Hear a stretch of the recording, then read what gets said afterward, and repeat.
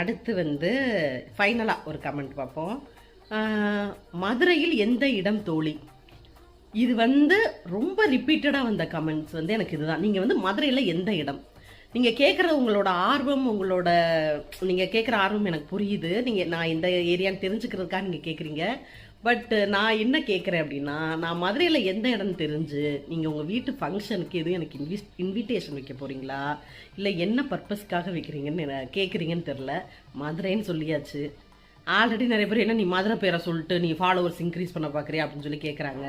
அப்படி இருக்கும்போது நான் மதுரைன்னு சொல்லிட்டு முடிச்சுட்டு அதுக்கப்புறம் நீங்கள் வந்து மதுரையில் எந்த ஏரியான்னு நீங்கள் வந்து பாசமாக கேட்குறீங்க. பட் இதுக்கு ஆன்சர் வந்து நான் மதுரை தான். மதுரை சுற்று வட்டாரம், மதுரைக்கு பக்கத்து ஊர் அதெல்லாம் கிடையாது, மதுரை தான். அதான் நீங்கள் ஏன் அதை கேட்குறீங்க தெரில. அதை தெரிஞ்சு நீங்கள் எனக்கு இன்விடேஷன் வைக்க போகிறீங்களா, என்ன ரீசன் கேட்குறீங்கன்னு தெரில. பட் நான் மதுரை தான். ஸோ இதுதான் இப்போதைக்கு எனக்கு அதிகமாக வந்த ரிப்பீட்டட் கமெண்ட்ஸ். மேக்ஸிமம் எனக்கு வந்து இந்த நெகட்டிவ் கமெண்ட்ஸ்லாம் அவ்வளோ வரலை. அப்படி வந்தாலும் அதை நான் ரொம்பலாம் ஃபீல் பண்ணிக்க மாட்டேன்.